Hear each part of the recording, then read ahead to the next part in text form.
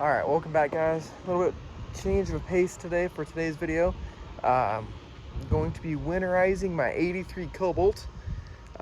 Finally got a nice calm day, so let's get her started by uncovering it. And I've never done this before on an inboard outboard, so let's figure this out together.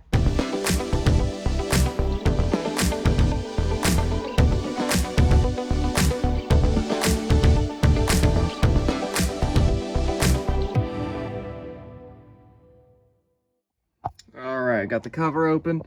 I'm gonna start off. I got the drain plug out in the back, and I start off by removing that drain line there. There should be a metal one right there, block drain. It should be the same thing on the other side if I move my trolling motor battery out of the way. Let me get right back. Okay, got the battery out of the way. It looks like this one's been modified a little bit. I got a ball valve right there, and there should be another valve on the block.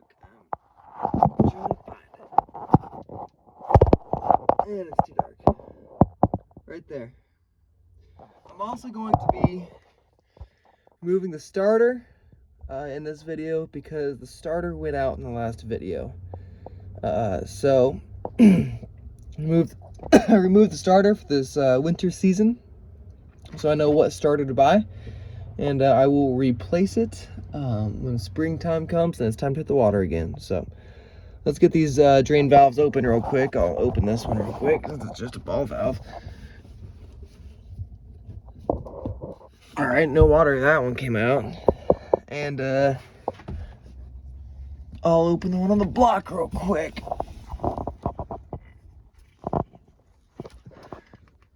Okay, that one's stuck. I'll be right back. All right, I ended up getting water to come out of that one. You can see dripping. And I also got water coming out of these on this side.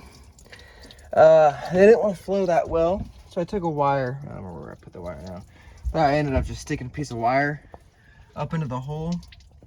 You know, 'cause, a little bit of debris always gets in there and just junk. Now to remove the starter, there's two bolts directly underneath. You can kind of see it. But I'm gonna try to get those out real quick and get the starter out and be good to go.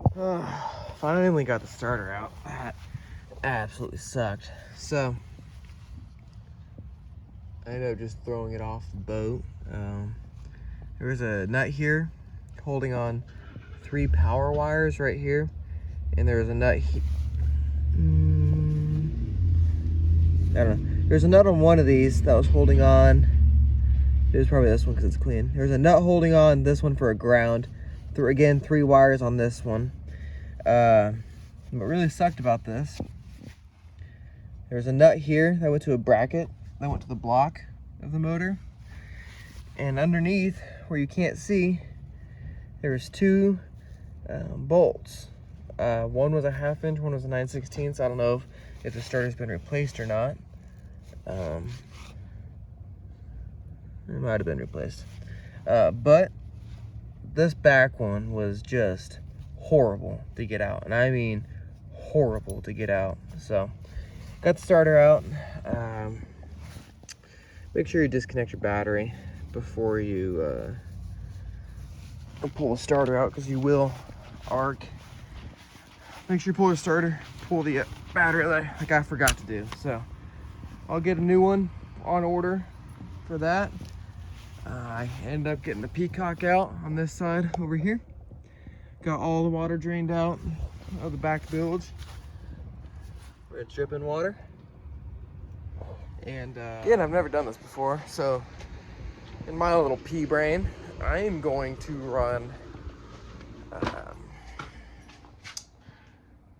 RV antifreeze, which I seem to have misplaced. Ooh, let me clean that up. Which I seem to have misplaced. I got grease on my face too. Oh, no, it's right here. RV antifreeze in it.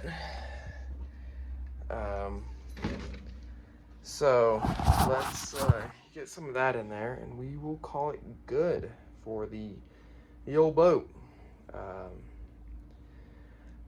probably should disconnect the power steering cooler line, because it runs through the raw water in there. But I don't want to do that. I'm gonna take a chance. So let's go ahead and get these in. Remember, before you put in your antifreeze, to put your drain plugs back in. Oh, here's the bracket. That was on the back side of the starter. Up here goes the block. Here's where I went to the starter. Absolutely sucks. 2 bolts, 1, 2, and the big nut for the power wires. But get 2 of these in, and the 2 drains on the bottom of the exhaust manifolds here. So I'll get those closed off and we will fill it up with antifreeze. So I'm going to start by taking off this hose here that goes to the water pump on the engine. I'm going to take off this hose, which goes down to the power steering cooler, which is technically the lowest part of this all. So there's going to be water in it. Crap. I don't know, I might pull that one off. And this should fill up some of the block too, if I'm not mistaken, because this is the thermostat up here. So let's go ahead and get this pulled off right here and see what happens.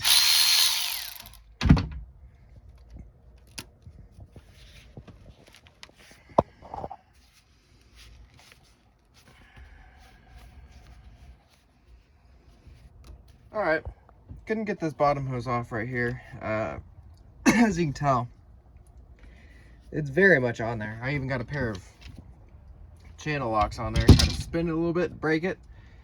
Wouldn't go. So I ended up just taking off this 2 top bolts here, which under the thermostat housing. I'm just gonna pour it directly into the engine right there. So you're gonna have the trusty, it might be hard with one hand. Grab the trusty bolt to hold this back. There we go. And how good is my aim? Horrible. Okay. There we go. I don't know how much it's gonna take. I only bought 2 gallons, so. To all the haters in the comments, even though I don't have any comments, it's only gonna get 2 gallons because that's all I bought. Because I'm not too worried about it, because I know all the water's out of it. And 1 gallon is better than nothing. 2 gallons is better than nothing. So I'm starting to see a lot of a pool of it up in here, so we'll see.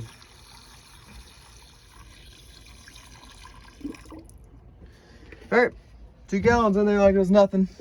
You can still see a little bit sitting in there. I don't know. I'll probably call that good because I'm lazy.